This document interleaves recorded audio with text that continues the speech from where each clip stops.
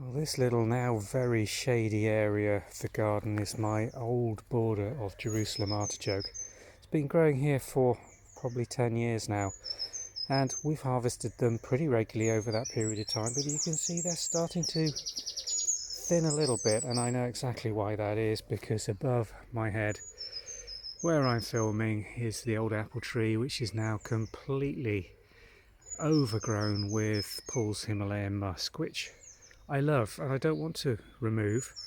It gives us an absolutely beautiful display every late May into early June, and the scent from that rose is fantastic, but it's not allowing much light or water through into this border. And if you're growing Jerusalem artichokes, then you do need to consider that they're going to be in their growing position for, years and years, probably 5, 6, 7, 8 years. These have been in here 10 years, and you can see what's happening. They're trying to escape, working their way towards the light, and the most vigorous growths now are coming out onto my gravel path. So what we're going to do is give these a new lease of life and start lifting some of these tubers and move them down into the new vegetable garden, into some nice new soil where they will grow away and hopefully establish me another semi-permanent bed of Jerusalem artichoke for harvesting over the winter period. So how do you move these? Very easy really, just with a fork like this. Don't have to be too concerned about the stage that you're moving them at. Now's an ideal time to do it in one respect because they're starting into growth and you can see where the healthy tubers are growing away. I should have done this a couple of weeks ago because these are now probably around 8 to 12 inches tall in some parts. So let's get a spade in here and see what starts coming up. This is, as you can see, not very deep, and here are your little tubers that you want to start very gradually moving out. There we go, nice root growth on them.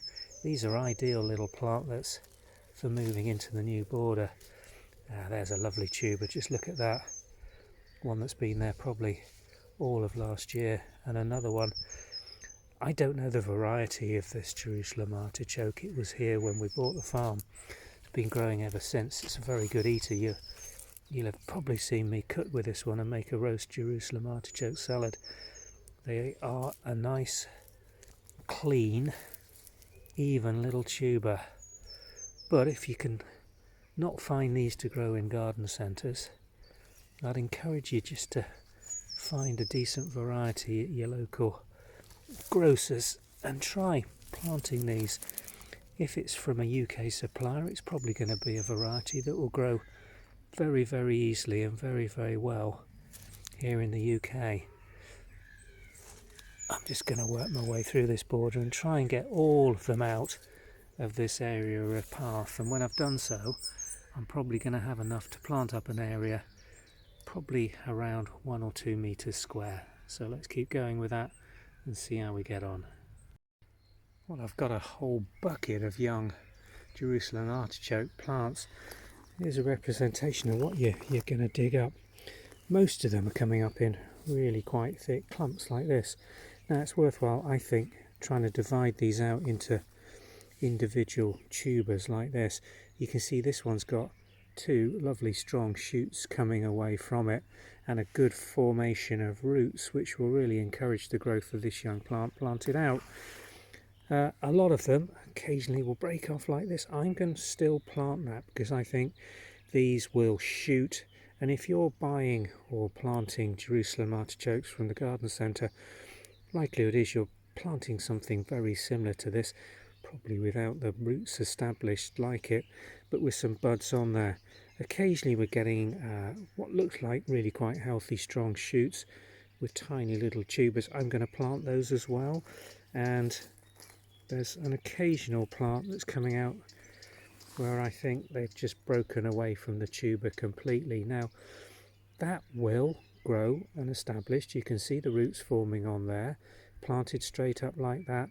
It will in time grow into a nice Jerusalem artichoke plant and produce good tubers. But I'm probably going to be spoilt for choice here with the number that I'm going to plant out, because I'm going to try and space these into a bed or border and fill it quite well with young Jerusalem artichoke plants to grow away.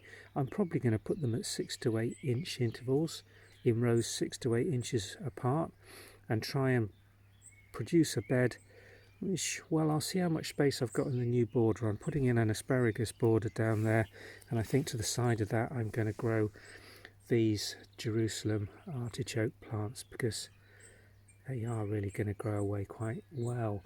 Now, one thing you do need to consider when choosing a spot to grow these is that it's going to be there for several years. It's a permanent planting. You're not growing these usually as a single year's harvest. You can do, but invariably you tend to end up with a permanent planting because you miss a few tubers, they come up the following year and you think, well, I'll just continue to let them grow there. And that is a really good way to grow them as a semi-permanent planting and just to harvest a few tubers out of the bed each year. I will top dress the border with mushroom compost or another suitable compost and feed them periodically. They will grow. The other thing to consider is the height of these. They're vigorous sunflower related plants and they'll grow to probably around 1.5 meters to 2 meters if grown in really good soil.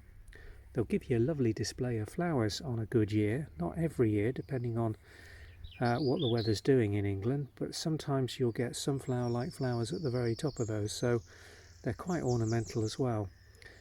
But they are a big vigorous plant and they do take up quite a lot of space, so he is one really for somebody with the space and a large enough garden to grow them. Could you grow them in pots? I'm sure you could, but considering the height and vigour and the rate at which these grow, I think you'd be quite challenged to keep them sufficiently watered and sufficiently supported in all but the very largest of pots. So let's go and plant some of these out.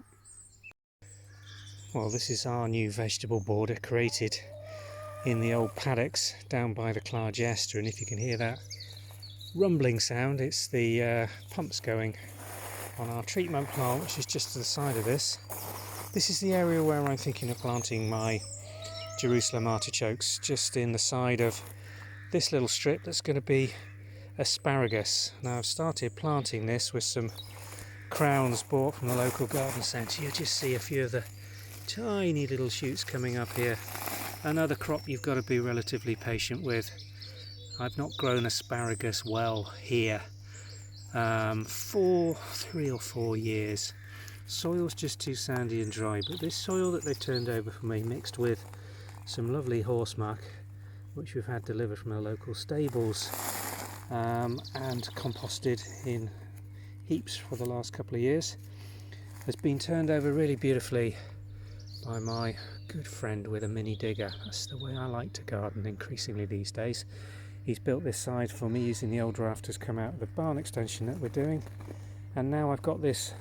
What I'm hoping to create is a sort of square corner area here, a permanent planting of these Jerusalem artichokes. I brought them down, you've just seen me dig those up, and we're going to start planting these now without the ash tree, thank you very much.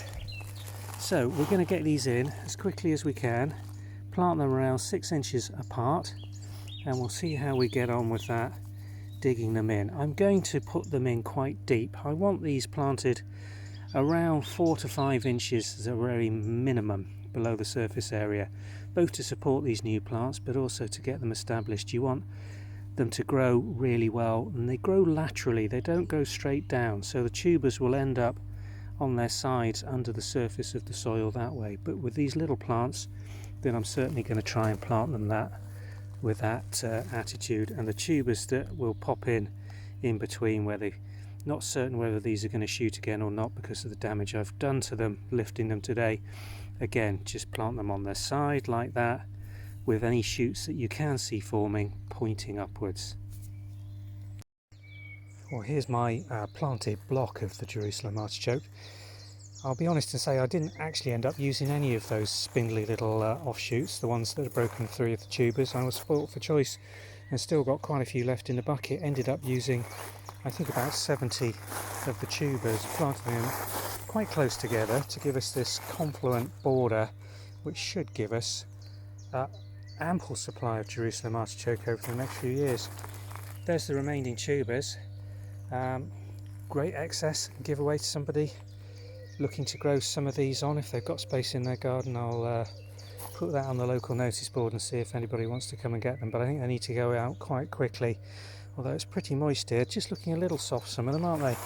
But it keeps bucketing it down here, and the soil I've planted into is on the verge of being waterlogged in places, so I'm not going to worry about watering those anymore at this time. I think if I come back and show you those in a day or so, they'll be all upright and growing away quite quickly. And that's all there is to it for this year, really. Keep it weeded. If it does start getting dry, then I'll water these as they get established, but I'm pretty confident that they will grow away quite fast. And I'm probably going to maybe put an edge around this. I've got more of these boards available in a huge pile, and I may put an edge on this to keep them from spreading out as you saw they had done over that path where we dug these tubers up from. So here's hoping this autumn for a bumper crop of lovely Jerusalem artichoke.